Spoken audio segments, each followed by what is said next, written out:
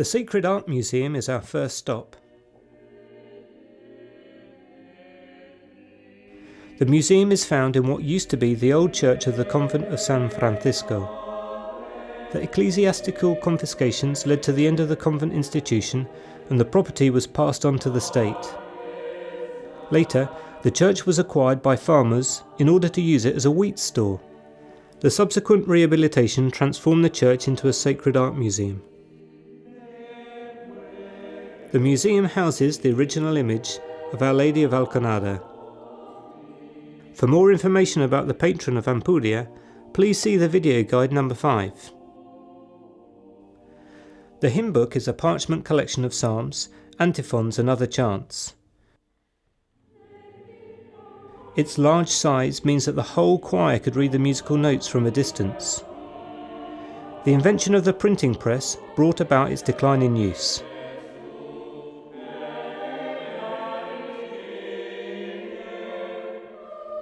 Inspired by the Book of Revelation, it is first and foremost the defender of the faith. It represents beauty and good.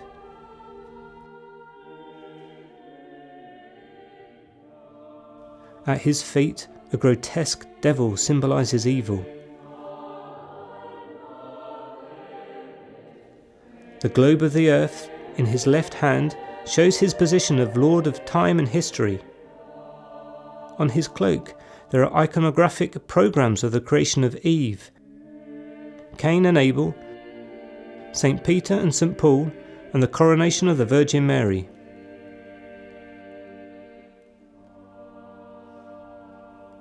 Now that you have visited St. Michael's Church, we invite you to make your way towards the temple. On arriving at the square, start the video.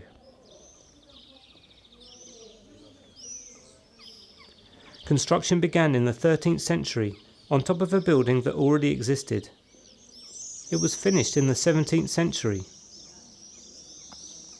The temple is of great importance. Made of stone, 1.5 reales were paid for every cartload. The tower, called St. Michael's Tower, or Giralda de Campos, is 63 metres high and defines the town's skyline. Set upon a Romanesque construction, its Gothic style combines with a Renaissance ornament. In old times, on a wedding day, the bride, groom and their guests would go up to the top of the tower for a blessing in order to guarantee their fertility. In 1589, the bells were put in. 2 of them have the following engraving. I am called Bill Maria.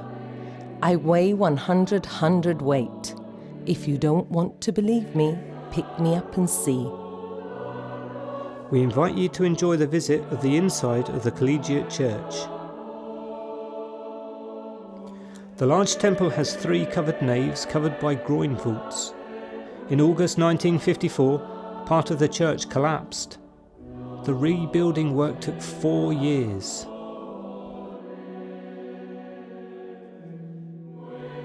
In the church, in addition to the liturgies, cultural events are carried out. The soundtrack that accompanies you on this visit was recorded here.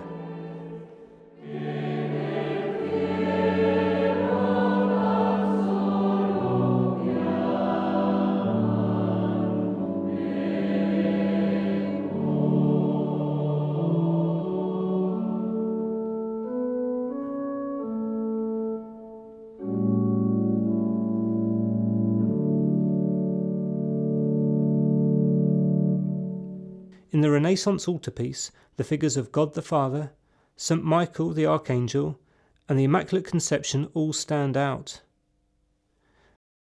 In the right-hand nave, the Crucifix Chapel can be found, with an altarpiece that includes a large window in the upper part, a usual Baroque feature. The tombs of Don Pedro García de Herrera and his wife Doña María de Ayala, first lords of Ampudia and benefactors of the church, are made of alabaster and belong to the late Gothic period. The cardinal virtues are represented in the triangular segments. By an unknown artist, its style is Renaissance. A series of reliefs with scenes of the life of Our Lady frame the figures of the Virgin and the Child. A master singer from Avila Cathedral financed the chapel of Santa Anna, which has a Renaissance altar. The group of sculptures of Santa Anna, the Virgin and the Child, and a terracotta Calvary by Vasco de la Zarza are probably the highlights. The polychrome groin vaulted ceiling decorated with petals and legendary creatures is really beautiful. The 15th century pulpit is also noteworthy. Made by Alejo de Bahia, it was carved entirely out of walnut wood. The iconographia includes Saint Michael Archangel and the Church Fathers. The choir, also made of walnut, houses a Baroque organ built by Tadeo Ortega in 1779 and made up of 180 trumpets and 840 organ pipes. During the restoration process, an autograph was found in a secret board, the organ soundboard, which says, "Pray to God for the soul of Tadeo Ortega von Burgos, who was the master builder of this work, the abbot of this distinguished collegiate church, the illustrious Lord Don Pedro Agustin Ruiz, in the year of our Lord, 1779.